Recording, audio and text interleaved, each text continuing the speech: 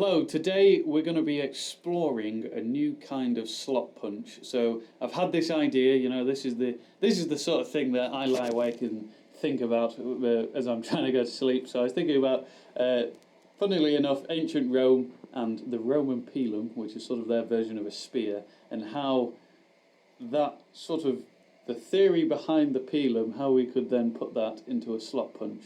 At least this is an idea. I'm sure somebody has probably thought of this before in the past in the history of blacksmithing, which is about thousands of years long. So I'm sure somebody will have thought of to do this kind of punch at some point. I've never seen it before. It's probably because it's a stupid idea, but let's have a go. I think first let's talk about a normal slot punch. So a slot punch is something that you use to make a hole. So let's say we have a bar that looks like this.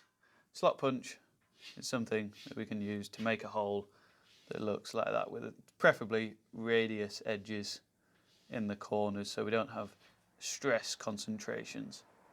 And obviously in the middle of the bar, that's a really bad drawing, but you get the gist of it. So we can punch a slot in a bar and then use a drift to make that into a round hole or square hole or whatever size hole, shape hole we want. So the usual punch, or the punches that I've used before, look like that. That's very exaggerated, but two lines that are sloping inward, so a normal taper. What I'm proposing is we have a punch that looks like this, and then obviously that's going into a handle at the top. So the reason why I am proposing this is because it gets rid of the friction on the side. So you can see here, as you are punching through the material, you're going to have a side always contacting in the hole, causing friction, and friction is going to take some of the force out of the punch as we're driving it through. Whereas with this punch, you can see once it's made the initial sort of cut into the steel, there's then going to be no friction on these sides of the tool. It's still going to be tapering on these two planes, so we will still get friction on these longer sides, but not in the corners. So one downside that I am thinking about this tool is that these sides are sort of exposed and unsupported, and so they probably will, bend and bevel after a bit of use compared with this one. So what I'm trying to say is this one needs more maintenance compared with a normal punch. At least this is what I'm thinking. But hopefully this one is going to be more effective and we'll be able to punch a hole in a bit of bar much quicker with this punch compared to this one. So now to the Pilum part, so I can explain how I've come to this design. So a Pilum is the Roman version of a spear. So they have, a wooden handle, a thin shaft, and then a reasonably small head. So that's again another incredibly bad drawing, but it'll do for the explanation. When a Roman would throw the spear, say at a shield, the head would initially hit the shield and hopefully, because they are quite small heads, hopefully the head would then go through the shield. Something that aids the head as it goes through is the fact that the shaft behind it is a much smaller diameter. Therefore, once the head has made the punch through, there's then no friction on the bit of bar behind the head, and so that just slides straight through.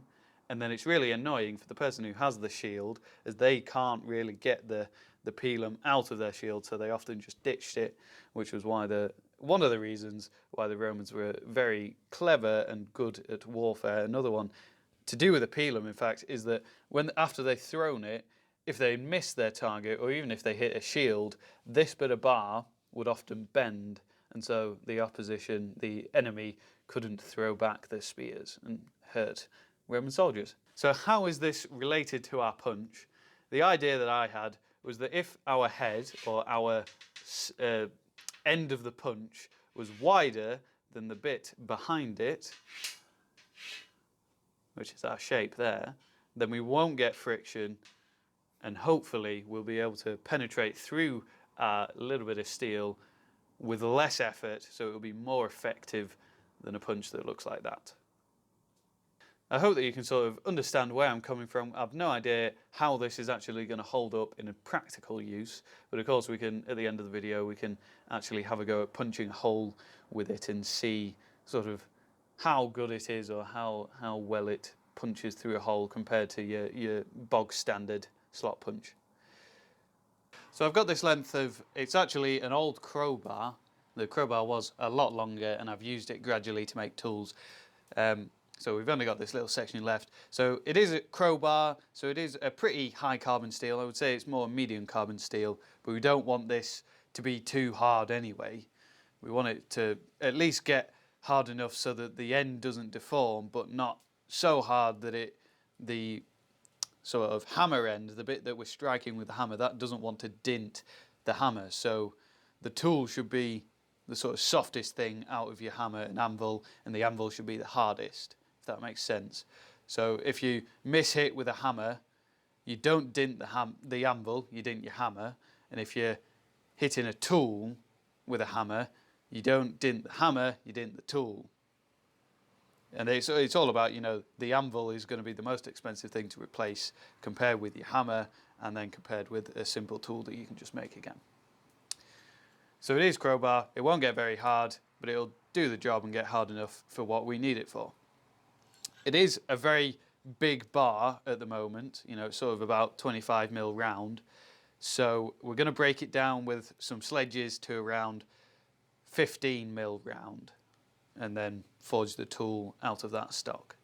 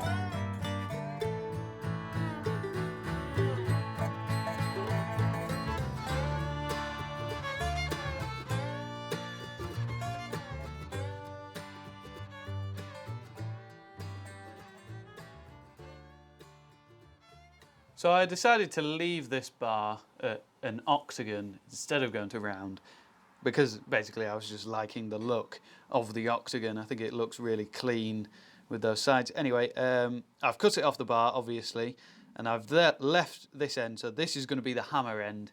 And what I've done is I've ground a nice chamfer along the edge and then a slight radius on the end. It just helps if you just slightly miss-hit, the radius helps to aid you miss-hit on still giving a nice hit on the tool, rather than it being all square with sharp edges, and also the sharp edge is then more prone to beveling over and creating a mushroom on the end. So let's stick this end back in the fire and begin to forge out our Pilum punch, as we're going to call it. I think to start I will put just a small round taper on the bar, just a slight round, and then flatten the end.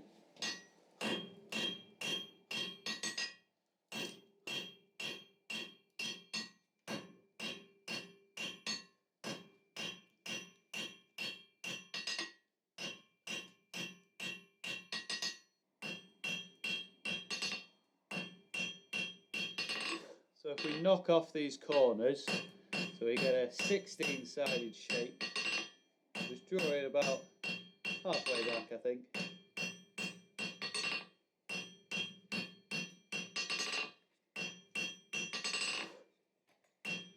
And now begin to roll that into a nice round bar.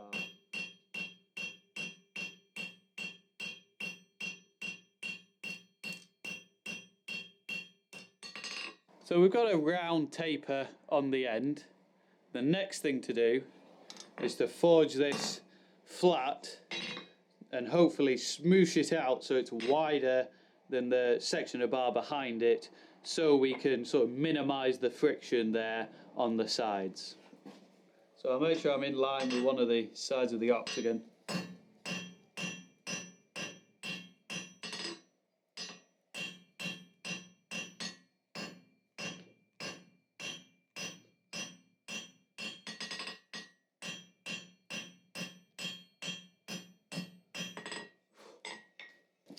Just going to take a cross peen, try to spread it a little bit more so we get a bit more width rather than length. It only has to be just past, you know, these corners only have to be just past the rest of the taper to not be touching the sides and not cause unnecessary friction. So that should be about enough, I think.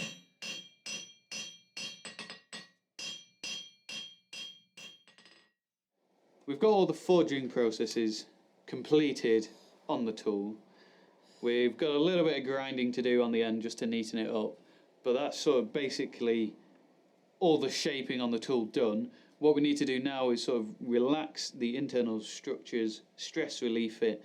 So we're going to normalise it a couple of times, which is basically bringing it up to a red heat and letting it slowly air cool over a long period of time, preferably, so we can really relax all of the internal structures. Hopefully I'm going to do a video, sort of one of these more sciencey videos, on explaining heat treatment in a lot more depth soon, so you can understand the heat treatment of steel and how we actually get steel like this hard.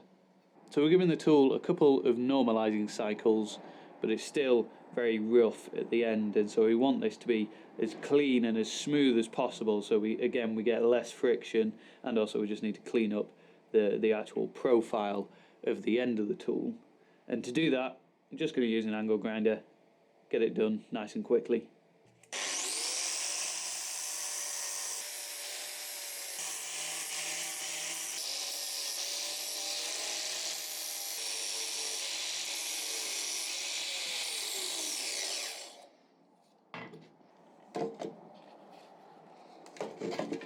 So,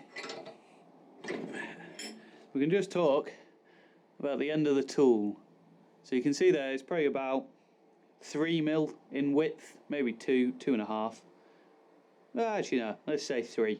3 mil wide at the end, which is probably about the minimum that we want to go. I think in between 3 and 4 for the sort of width of your end. And then it's important, I mentioned this before, that these edges are nice and round. So both these corners are round and not perfectly, you know, they're not square, they're not sharp, they don't have corners. As if they do have a corner and you're punching a hole, then in the stock, once the hole is punched, you know, you have your stock and you punch a hole in there, it's going to have square corners. So if it has square corners, that's just going to be a stress concentration and just an area that you don't want to have, as it could potentially form a crack, and then you've got a crack in your hole. So that's why the edges are round. Also, you'll see that it is very flat on the end. The end is flat. There's no sort of bevel around these corners. It's flat, and that's so that when we are punching through on the back side, once we flip the bar over, the sort of slug in our bar that we're punching gets pushed through and shears through the hole. Whereas if these are beveled, I find that it tends just to sort of push through and it just leaves a really nasty hole. So nice and flat, so we can make sure that we shear the plug out of our bar that we're punching. The next thing to do is our next heat treatment step. So we're going to heat it up in the fire and quench it in some oil to make it really hard, but then obviously it gets too hard and is brittle, so we then have to temper it, and we'll do all of that sort of in the same step. So we'll get a nice sort of long heat, about 1.5 inches long, quench off the first maybe 1/2 inch to 3/4 inch, leaving a little bit of heat behind, which we can then draw the temper back to the end of the tool. So it's not the most technical way to do a temper. That's not quite the right word, but it's probably not going to be the best quality temper that you can ever have on a tool, but it'll do for this tool. Loads of people use this method to temper their tools. You know, you just take a heat, quench a little bit, and then draw the temper in. So I've turned the fan off, and I'm just letting it soak in the fire for a minute or two, so that it all gets up to a nice even temperature. And we want about sort of an orange heat. Again, I don't really know what the steel is, so I'm just doing a sort of guess quench off the other tools that I've made out of this crowbar. This method of sort of an orange heat and then an oil quench, that's what this trough is. So I'm going to take it out of the fire, quench it in that, take a little bit of the martensite off, which hopefully we'll be able to see after the quench, take some of that off with a grinder so I can see sort of the bare steel, and then draw the tempers back on the tool.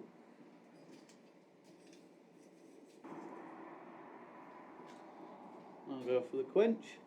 So the best sort of motion to do in the oil is a figure of 8. It'll get it coolest the quickest.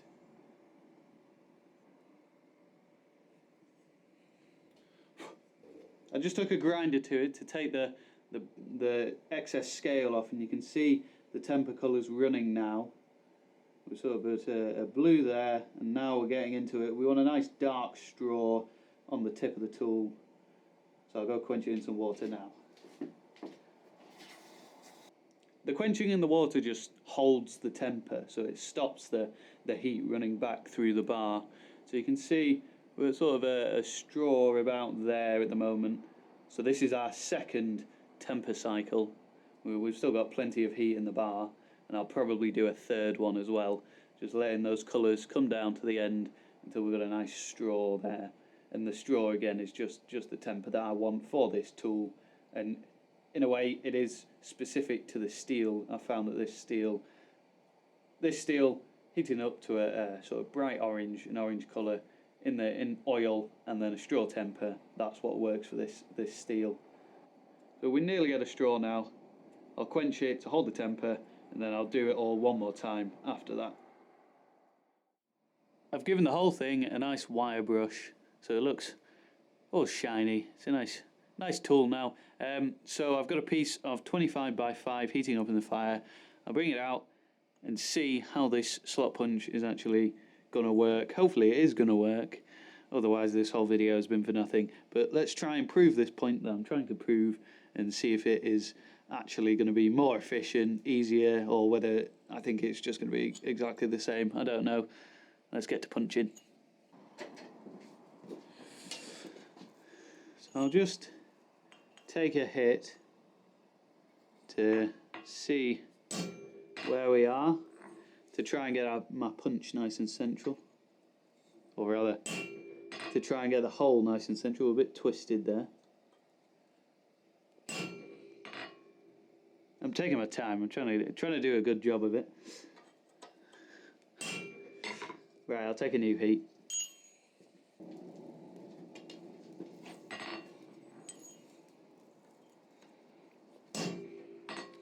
So I want the tool to cool down in between the hits, so we take it out of the hole.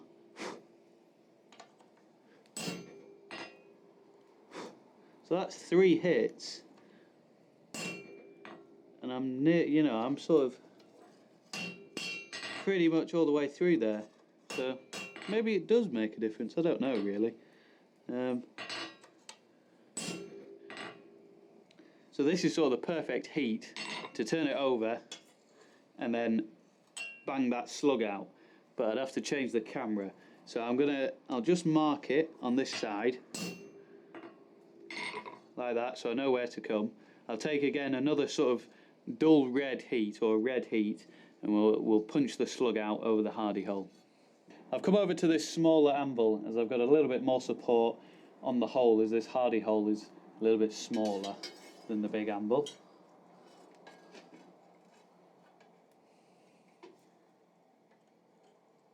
Set it over the hole.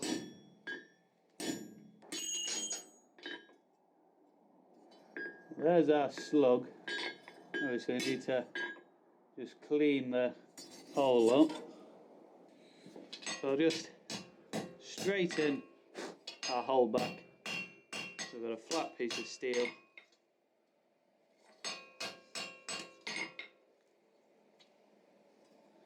It's pretty clean. I mean, it's not the cleanest hole that I've ever seen. So there's our little slug.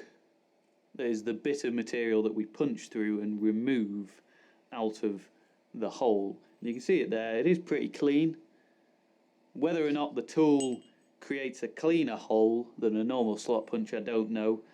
And again, whether or not it is more or less effective, I would say that it is probably more effective than a normal slot punch. You know, I felt as if in about 3 hits I was touching the anvil, which is pretty good, really. I'm only using, this is a £3 hammer, or there or thereabouts, to punch the hole. So I think it probably is a little bit more effective than a normal slot punch. But yeah, I don't know. I mean, the end, have a look at the end. There's sort of no deformities on it, no indents. It's held up very well, which I'm sort of surprised at. I reckon after maybe a couple of hundred of these slot punches, the corners will begin to fold over because there's just not much supporting either side of it. But overall, I'm pretty happy with it.